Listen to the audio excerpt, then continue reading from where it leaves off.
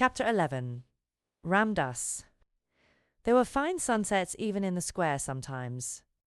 One could only see parts of them, however, between the chimneys and over the roofs.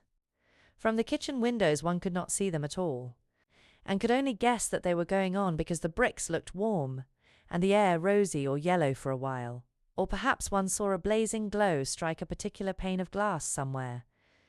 There was, however, one place from which one could see all the splendor of them, the piles of red or gold clouds in the west, or the purple ones edged with dazzling brightness, or the little fleecy floating ones, tinged with rose color and looking like flights of pink doves scurrying across the blue in a great hurry. If there was a wind, the place where one could see all this, and seem at the same time to breathe a purer air, was, of course, the attic window. When the square suddenly seemed to begin to glow in an enchanted way, and look wonderful in spite of its sooty trees and railings, Sarah knew something was going on in the sky. And when it was at all possible to leave the kitchen without being missed or called back, she invariably stole away and crept up the flights of stairs, and climbing on the old table, got her head and body as far out of the window as possible. When she had accomplished this, she always drew a long breath, and looked all round her. It used to seem as if she had all the sky and the world to herself. No one else ever looked out of the other attics. Generally the skylights were closed, but even if they were propped open to admit air, no one seemed to come near them, and there Sarah would stand, sometimes turning her face upward to the blue which seemed so friendly and near, just like a lovely vaulted ceiling, sometimes watching the west and all the wonderful things that happened there, the clouds melting or drifting or waiting softly to be changed, pink or crimson or snow white or purple or pale dove grey. Sometimes they made islands or great mountains, enclosing lakes of deep turquoise blue, or liquid amber, or chrysoprase. Green, sometimes dark headlands jutted into strange, lost seas. Sometimes slender strips of wonderful lands joined other wonderful lands together. There were places where it seemed that one could run or climb or stand and wait to see what next was coming, till, perhaps, as it all melted, one could float away. At least it seemed so to Sarah, and nothing had ever been quite so beautiful to her as the things she saw as she stood on the table, her body half out of the skylight, the sparrows twittering with sunset softness on the slates. The sparrows always seemed to her to twitter with a sort of subdued softness, just when these marvels were going on. There was such a sunset as this a few days after the Indian gentleman was brought to his new home. And as it fortunately happened that the afternoon's work was done in the kitchen, and nobody had ordered her to go anywhere or perform any task, Sarah found it easier than usual to slip away and go upstairs. She mounted her table and stood looking out. It was a wonderful moment. There were floods of molten gold covering the west, as if a glorious tide was sweeping over the world. A deep, rich yellow light filled the air. The birds flying across the tops of the houses showed quite black against it. "It's a splendid one," said Sarah softly to herself. "It makes me feel almost afraid, as if something strange was just going to happen. The splendid ones always make me feel like that." She suddenly turned her head because she heard a sound a few yards away from her. It was an odd sound, like a queer little squeaky chattering. It came from the window of the next attic. Someone had come to look at the sunset as she had. There was a head and a part of a body emerging from the skylight, but it was not the head or body of a little girl or a housemaid. It was the picturesque white-swathed form and dark-faced, gleaming-eyed, white-turbaned head of a native Indian manservant, Alaska.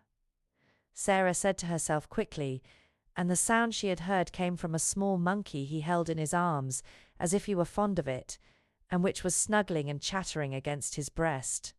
As Sarah looked toward him, he looked toward her. The first thing she thought was that his dark face looked sorrowful and homesick. She felt absolutely sure he had come up to look at the sun, because he had seen it so seldom in England that he longed for a sight of it. She looked at him interestedly for a second, and then smiled across the slates. She had learned to know how comforting a smile, even from a stranger, may be. Hers was evidently a pleasure to him.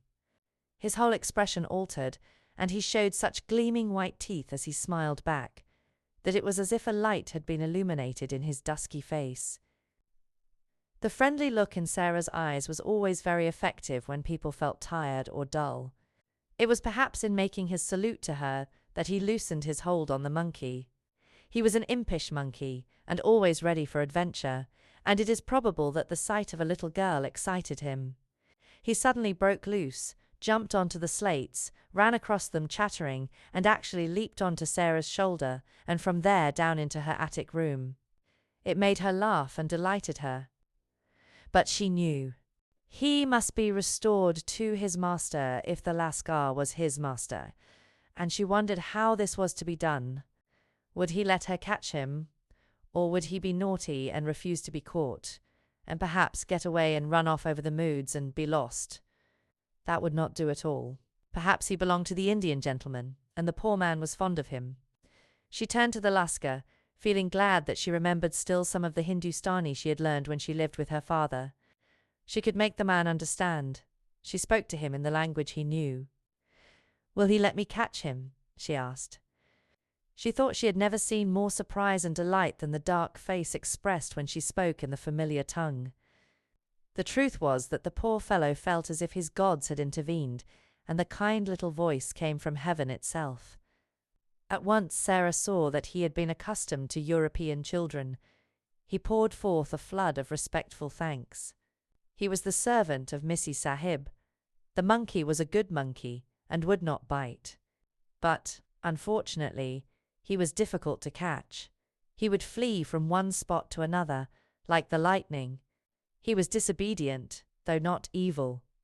Ramdas knew him as if he were his child, and Ramdas he would sometimes obey, but not always. If Missy Sahib would permit Ramdas, he himself could cross the roof to her room, enter the windows, and regain the unworthy little animal. But he was evidently afraid Sarah might think he was taking a great liberty, and perhaps would not let him come. But Sarah gave him leave at once. "Can you get across?" she inquired. In a moment he answered her. "Then come," she said. "He is flying from side to side of the room as if he was frightened." Ramdas slipped through his attic window and crossed to hers as steadily and lightly, as if he had walked on roofs all his life. He slipped through the skylight and dropped upon his feet without a sound. Then he turned to Sarah and salaamed again. The monkey saw him and uttered a little scream. Ramdas hastily took the precaution of shutting the skylight, and then went in chase of him. It was not a very long chase. The monkey prolonged it a few minutes, evidently for the mere fun of it. But presently he sprang chattering onto Ramdas's shoulder and sat there chattering and clinging to his neck with a weird little skinny arm. Ramdas thanked Sarah profoundly. She had seen that his quick native eyes had taken in at a glance all the bare shabbiness of the room, but he spoke to her as if he were speaking to the little daughter of a Rajah, and pretended that he observed nothing. He did not presume to remain more than a few moments after he had caught the monkey, and those moments were given to further deep and grateful obeisance to her in return for her indulgence. "This little evil one," he said, stroking the monkey, was, in truth, not so evil as he seemed, and his master, who was ill, was sometimes amused by him. He would have been made sad if his favourite had run away and been lost. Then he salaamed once more, and got through the skylight and across the slates again with as much agility as the monkey himself had displayed. When he had gone, Sarah stood in the middle of her attic and thought of many things his face and his manner had brought back to her. The sight of his native costume and the profound reverence of his manner stirred all her past memories. It seemed a strange thing to remember that she, the drudge whom the cook had said insulting things to an hour ago, had only a few years ago been surrounded by people who all treated her as Ramdas had treated her, who salaamed when she went by, whose foreheads almost touched the ground when she spoke to them, who were her servants and her slaves. It was like a sort of dream. It was all over, and it could never come back. It certainly seemed that there was no way in which any change could take place. She knew what Miss Minchin intended that her future should be, so long as she was too young to be used as a regular teacher. She would be used as an errant girl and servant, and yet expected to remember what she had learned, and in some mysterious way to learn more. The greater number of her evenings she was supposed to spend at study, and at various indefinite intervals she was examined and knew she would have been severely admonished if she had not advanced as was expected of her. The truth indeed was that Miss Minchin knew that she was too anxious to learn to require teachers. Give her books, and she would devour them and end by knowing them by heart. She might be trusted to be equal to teaching a good deal in the course of a few years. This was what would happen. When she was older, she would be expected to drudge in the schoolroom, as she drudged now in various parts of the house. They would be obliged to give her more respectable clothes, but they would be sure to be plain and ugly, and to make her look somehow like a servant. That was all there seemed to be to look forward to, and Sarah stood quite still for several minutes and thought it over. Then a thought came back to her, which made the colour rise in her cheek and a spark light itself in her eyes. She straightened her thin little body and lifted her head. "Whatever comes," she said, "cannot alter one thing. If I am a princess in rags and tatters, I can be a princess inside. It would be easy to be a princess if I were dressed in cloth of gold, but it is a great deal more of a triumph to be one all the time when no one knows it. There was Marie Antoinette when she was in prison, and her throne was gone, and she had only a black gown on, and her hair was white, and they insulted her and called her Widow Capite. She was a great deal more like a queen then than when she was so gay and everything was so grand. I like her best then.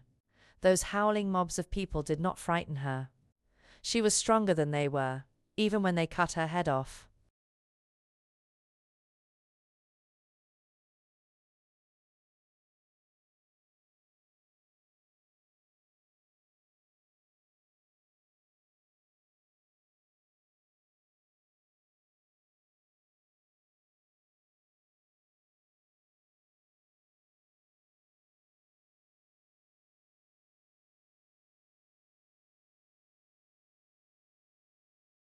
This was not a new thought, but quite an old one by this time. It had consoled her through many a bitter day, and she had gone about the house with an expression in her face, which Miss Minchin could not understand, and which was a source of great annoyance to her, as it seemed as if the child were mentally living a life which held her above the rest of the world. It was as if she scarcely heard the rude and acid things said to her, or, if she heard them, did not care for them at all. Sometimes, when she was in the midst of some harsh, domineering speech, Miss Minchin would find the still, unchildish eyes fixed upon her with something like a proud smile in them. At such times she did not know that Sarah was saying to herself, "You don't know that you are saying these things to a princess, and that if I chose I could wave my hand and order you to execution.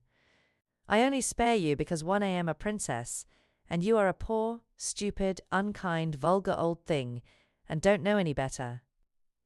This used to interest and amuse her more than anything else. And queer and fanciful as it was, she found comfort in it, and it was a good thing for her. While the thought held possession of her, she could not be made rude and malicious by the rudeness and malice of those about her. A princess must be polite, she said to herself. And so when the servants, taking their tone from their mistress, were insolent and ordered her about, she would hold her head erect and reply to them with a quaint civility which often made them stare at her. "She's got more airs and graces than if she come from Buckingham Palace, that young one," said the cook, chuckling a little sometimes. "I lose my temper with her often enough, but I will say she never forgets her manners. If you please, cook. Will you be so kind, cook? I beg your pardon, cook. May I trouble you, cook?" She drops him about the kitchen as if they was nothing. The morning after the interview with Ramdas and his monkey Sarah was in the schoolroom with her small pupils. Having finished giving them their lessons, she was putting the French exercise books together and thinking, as she did it, of the various things royal personages in disguise were called upon to do. Alfred the Great, for instance, burning the cakes and getting his ears boxed by the wife of the neatherd. How frightened she must have been when she found out what she had done. If Miss Minchin should find out that she's Sarah, whose toes were almost sticking out of her boots, was a princess, a real one. The look in her eyes was exactly the look which Miss Minchin most disliked. She would not have it. She was quite near her, and was so enraged that she actually flew at her and boxed her car exactly as the neatherd's wife had boxed King Alfred's. It made Sarah start. She wakened from her dream at the shock, and catching her breath, stood still a second. Then, not knowing she was going to do it, she broke into a little laugh. "What are you laughing at, you bold, impudent child?" Miss Minchin exclaimed. It took Sarah a few seconds to control herself sufficiently to remember that she was a princess. Her cheeks were red and smarting from the blows she had received. "I was thinking," she answered. "Beg my pardon immediately," said Miss Minchin. Sarah hesitated a second before she replied. "I will beg your pardon for laughing. If it was rude," she said then. "But I won't beg your pardon for thinking." "What were you thinking?" demanded Miss Minchin. "How dare you think? What were you thinking?" Jessie tittered, and she and Lavinia nudged each other in unison. All the girls looked up from their books to listen. Really, it always interested them a little when Miss Minchin attacked Sarah. Sarah always said something queer, and never seemed the least bit frightened.